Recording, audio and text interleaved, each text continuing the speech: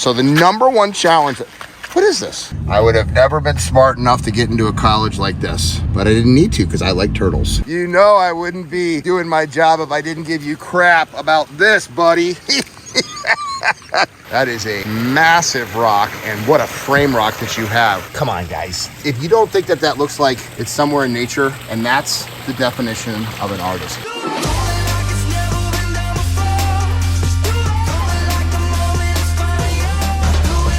Welcome to living the Aquascape lifestyle. So we are literally right at the Dartmouth campus, huh? We're about to come by the Dartmouth Green is on your right. What is Dartmouth Green? So that's probably the most well-known landmark of Dartmouth. This is where everything happens. Baker Library. Oh, like the courtyard or whatever. Courtyard. This is where they have the big snow sculptures. And how far are we right now from your office? An hour? Yeah. Okay. But this is a prime area for you to work in this area. Yeah, this is primarily what we do. I would say probably 60 to 70% of our work. Right. I would have never been smart enough to get into a college like this, but I didn't need to because I like turtles.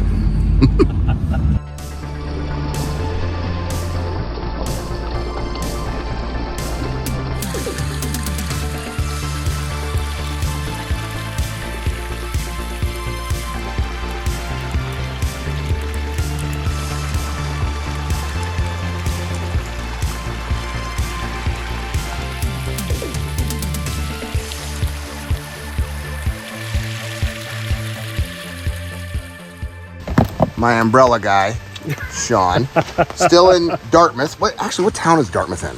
Hannover, New Hampshire. Hanover, New Hampshire. And we have April Dugan of American Waterscapes. We've got Sean Frost of Naturescapes. And this is a project that you built how long ago? I would say this one's probably right here. 14 years. 14 years ago. Yeah. Wow, look at this. I love it. Is this the front door? That's the front door. Come on. Are you kidding me? Right outside the front door, we have this. Wow. So this is another one that has a small wetland filter below the trees up there. And then it has a small intake in this area. I love the Japanese maple. I love the natural borders. So one of the things to make a pond look natural is that you don't have that ring of pearls look of the stones that you see. And if you look, you'll see stones. Like I love this stone, which is, framed by that moss in there. But then where does the water end and the land begin? You don't really know. And that's how you naturalize and make something look like it's always been there. The moss, adding driftwood, all of the little elements, it looks like it has always been there, which is the art of what we do, to make it look like it's always been there. That's our goal. Absolutely exquisite. So Sean, can we have a conversation here? Please, okay. I want to hear this. Okay, so the conversation goes like this between me and Sean. See, I say that lilies need to be fertilized once a month with a proper aquatic fertilizer. Yes. Somebody doesn't want aquatic fertilizer. I agree with you. Algae. Not if you put it in the pots. Yeah. So the challenge of not fertilizing the lilies and having them in too small containers is they don't grow. So this lily right here could be 12 feet across, but instead it's 24 inches across because it's in a small container. So the #1 challenge. What is this? Is this an intake bay? Yeah, there's a snorkel right there. Okay. Intake bay is right there. Okay, so basically this would just get the leaves over here. They'd have to scoop it out with a net or something. Right. But I'm gonna go in here right now over the intake bay.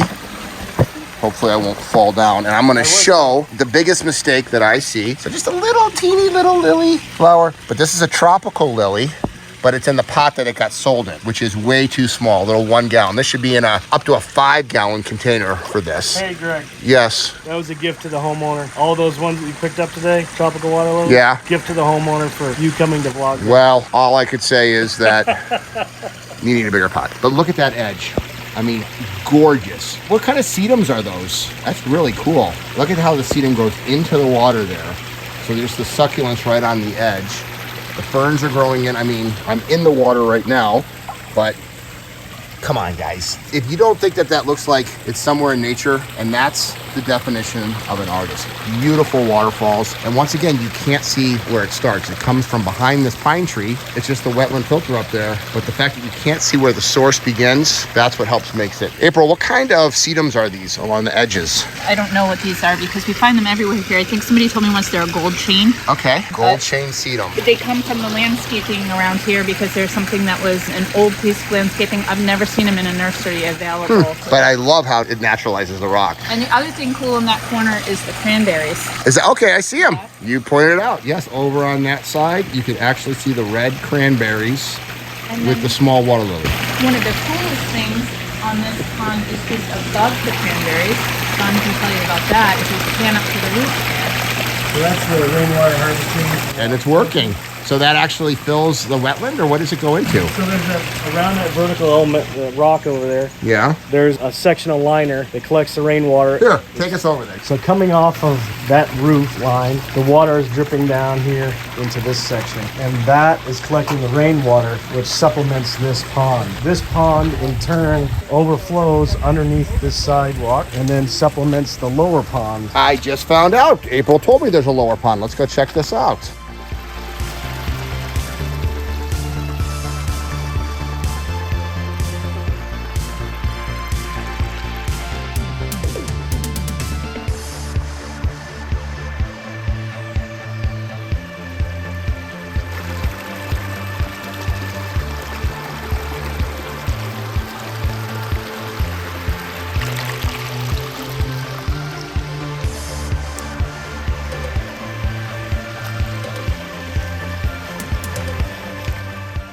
So right to your right, Oh, here it is.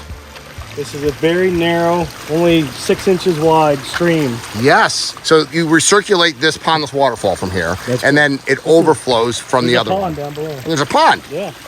Wow. Love these stone steps That right on this parallels ridge. this nice winding stone staircase. The homeowner isn't home, but they're a Dartmouth football coach, right? That's correct. That's really cool. Oh yeah, I love it. Got a little patio down here, fire pit, and then a small little pond at the base, crystal clear water. It's only a 4x6 pond, and then recently, within the last few years, we updated the intake on this one. Okay, so there's the snorkel over there. This one actually is much bigger than it used to be because we had so many leaves and whatnot coming down here, and construction techniques have changed over the last 10, 15 years. Yeah, because you said 14 years ago you built this? Approximately. Yeah, for the old owners, and now the new owners love it too. Right.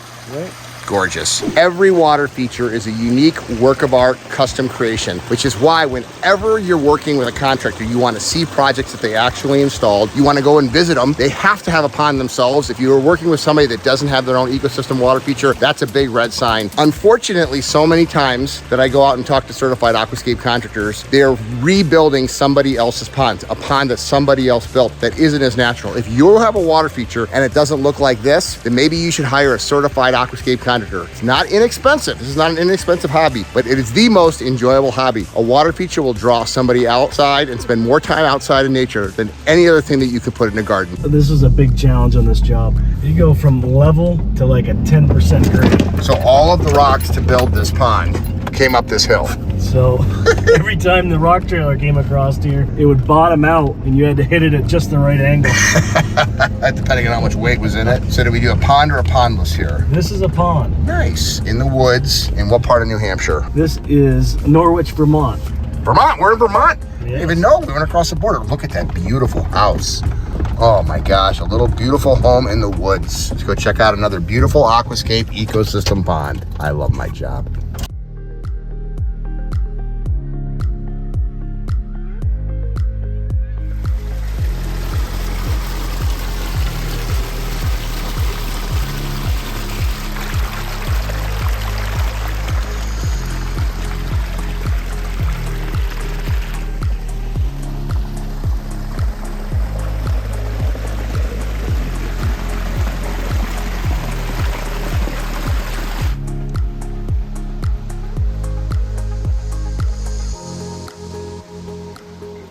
When we crossed the river, that's when we went into Vermont. Yes, across the Connecticut River, and Vermont you are. Nice. I love this little trellis that's greeting us to walk into the back. Got to trim this tree a little bit. And how long ago did you build this, Sean? Maybe 8, 10 years ago. Okay, so a while. Yeah, 11 by 16. It looks even longer because there's a little bit of a intake on there. I love this sunroom overlooking it. And here we have the outside living area. Oh, look at that waterfall. Wow. So that's a sheet style waterfall with a giant boulder that I'm assuming was in here when you built around it. Actually, we set that in there. You set this boulder right here with all that moss on it. That is a massive rock, and what a frame rock that you have with a little Japanese tea house on it. Wow. And oh, it goes right into the woods, filled with ferns.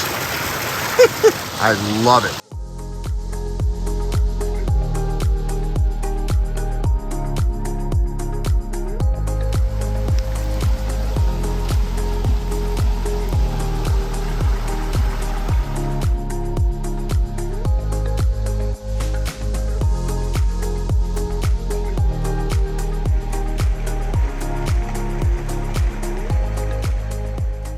So here, why don't you go ahead and explain to everybody what you did and how you built this? So this is a 11 by 16 pond. It has an intake on one end and a wetland on the other, and probably I think it's about a 40 foot stream. Fairly narrow, but it winds through the wood. We left the trees intact. A lot of the big boulders up in the woods are intact, so it really fits in well. I mean, that stream is just covered in moss up there. Almost every pond I build, there's some kind of a little staircase that allows. Oh yeah, I see it. Yeah, right there. This is this little pond here. Very nice.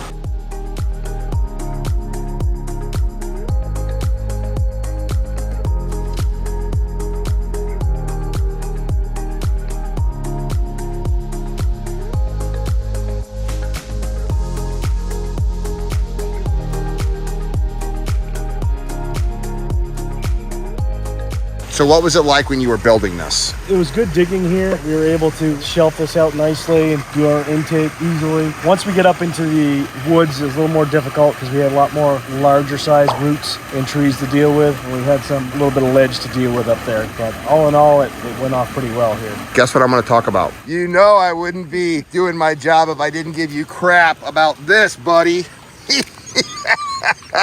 That, come on, even you have to admit it. Bigger pots, guys. Bigger pots fertilize those lilies. Look at that water quality. Just some little rosy reds, it looks like, huh? Yeah, toughies. What do you call them? Rosies or toughies. Yeah, rosy red toughies. So this pond regularly is visited by herons and minks. Minks, yeah. So just put some rosy. These guys survive. And this is, like he said, every one of his water features, he has a way for people to easily access and get in. And that's this right here. Why would you not want to do that? Sit your feet and just sit back and enjoy that. Listen to the deep sound that this has because of the echo chamber under this log. So every one of these waterfalls sounds different because of how you place the rocks. Correct. And then what were you saying about aquatic moss? So if you look in here, you might think that there's algae in here, but it's actually an aquatic moss. Oh yeah. And this stuff grows particularly in this Vermont area along the Connecticut River. Okay. We find this a lot. I love how it comes right out of this woods. Look at that.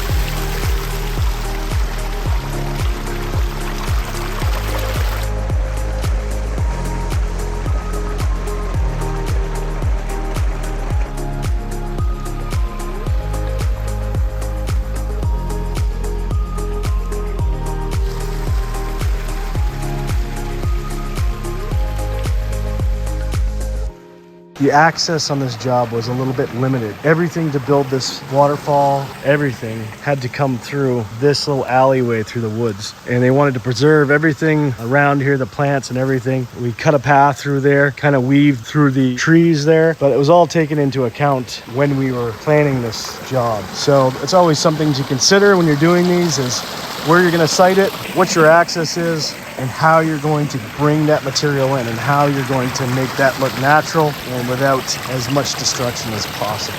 I say it all the time. What else could you envision in a space like this that would make more of an impact? There is nothing that will make more of an impact than an aquascape ecosystem water feature in a space. It will change how somebody uses it. If you're interested in owning an aquascape ecosystem, we'll put links down below for two things. One, finding a certified aquascape contractor by you. And two, if you're interested in becoming a certified aquascape contractor and learning how to build exquisite works of art just like this, we'll put a link to all of our training events. I love my job.